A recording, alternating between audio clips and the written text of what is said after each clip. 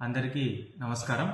Bhogapuram airport నిర్మాణంలో జగన్మోహన్ రెడ్డి గారి పాత్ర కీలకమని రాష్ట్ర ప్రజలందరికీ తెలిసిన అంశం.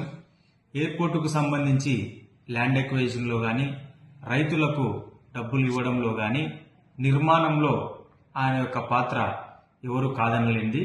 ఈరోజు చంద్రబాబు నాయుడు గారు కొంత ఖర్చు పెట్టి పూర్తి చేసిన తర్వాత కేవలం నరేంద్ర మోడీ గారి మెప్పు కోసం, ఆయన ఆదరణ పొందడానికి, ఆయన ప్రాపకం కోసం కోట్ల రూపాయలను ఖర్చు పెట్టి ఈరోజు ఆయన పొగడ్తలతో ముంచెత్తడం మనమందరం గమనించాం. గతంలో ఇదే నరేంద్ర మోడీ గారిని చంద్రబాబు నాయుడు గారు అనేక అంశాల్లో కుటుంబంతో సహా విమర్శించినది మనకు, దేశం మొత్తానికి కూడా తెలిసిన అంశం. దీనిలో ఇక తర్వాత మన పవన్ కళ్యాణ్ గారి విషయానికి వస్తే, పవన్ కళ్యాణ్ గారు డిప్యూటీ సీఎం. అది రాజ్యాంగబద్ధమైనటువంటి పోస్టు కాదు. అయినప్పటికీ నరేంద్ర మోడీ గారు వచ్చినా, కేంద్ర ప్రభుత్వ మంత్రులు వచ్చినా, రాష్ట్రంలో ఏం జరిగినా సరే పెద్ద కార్యక్రమం ఏ శాఖకు సంబంధించినదైనా ఆ నియోజకవర్గానికి ఎమ్మెల్యే ఉన్నా లేకపోయినా ప్రాధాన్యత, గుర్తింపు ఉండే ప్రతి దాంట్లో కూడా ఈరోజు పవన్ కళ్యాణ్ గారు పాలు పంచుకుంటారు. ఆయన మిగతా మంత్రుల్లాగా ఒక మంత్రే, కానీ ప్రతి దాంట్లో కూడా ప్రాముఖ్యత, గుర్తింపు వస్తే ఆయన మాత్రం ఖచ్చితంగా అటెండ్ అవుతారు. సంతోషం.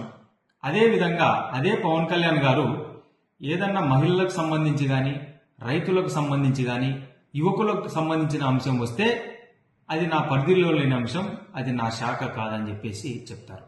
ఇది ఎంతవరకు సమంజసం ఒక్కసారి ప్రజలు గమనించాలని చెప్పేసి కూడా నేను కోరుకుంటున్నాను. అంతేకాకుండా నిన్న మీటింగ్లో మనం గమనించినట్లయితే నరేంద్ర మోడీ గారికి యావత్ దేశంలో యువత పేపర్ లీక్ విషయంలో కానీ, నిరుద్యోగ విషయంలో కానీ, రూపాయి విలువ 100 రూపాయలకు చేరడంలో ఇట్లా అనేక అంశాల మీద వ్యతిరేకిస్తూ పెద్ద ఉద్యమం యువత చేస్తే ఈ పవన్ కళ్యాణ్ గారు నరేంద్ర మోడీని తిడుతుంటే నాకు చాలా బాధ అవుతుందని చెప్పారు. కానీ ముఖ్యంగా పవన్ కళ్యాణ్ గారు గమనిస్తే గతంలో 14 నుంచి 19 వరకు మీరు కూటమిలో భాగస్వామిగా ఇప్పుడు ఎలా ఉన్నారో అలా ఉన్నారు. కానీ 18లో చంద్రబాబు నాయుడు గారు కూటమి నుంచి బయటకు వచ్చిన తర్వాత బహుశా దేశంలో ఎవరు కూడా నరేంద్ర మోడీని విమర్శించినంతగా అంత పెద్ద ఎత్తున అసెంబ్లీ మొదలుకొని రాష్ట్రమే కాక దేశం మొత్తం ఆ రోజు యూపీఏలో భాగస్వామిగా విమర్శించడం జరిగింది.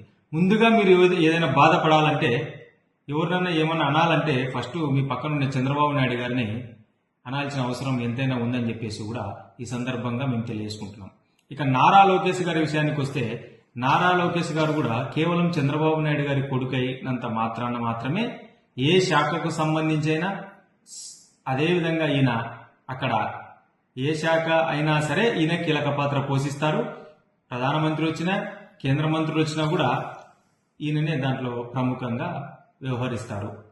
కానీ ఈయన మొన్న రీసెంట్గా జరిగినటువంటి మహానాడులో మహిళలకు సంబంధించి బిల్లు ప్రవేశపెట్టినారు. అది సఫలమైన విఫలమైన మేం మాత్రం మహిళలకు ఖచ్చితంగా 33% రిజర్వేషన్ ఇస్తామని చెప్పేసి మా యొక్క పార్టీలో తీర్మానం చేస్తున్నామని చెప్పారు. ఒకసారి రాజ్యసభ మొన్న వచ్చిన దాంట్లో ముగ్గురులో ఒక్క మహిళను కూడా ఇవ్వకుండా మహిళలకు మొండి చేయి చూపించారు.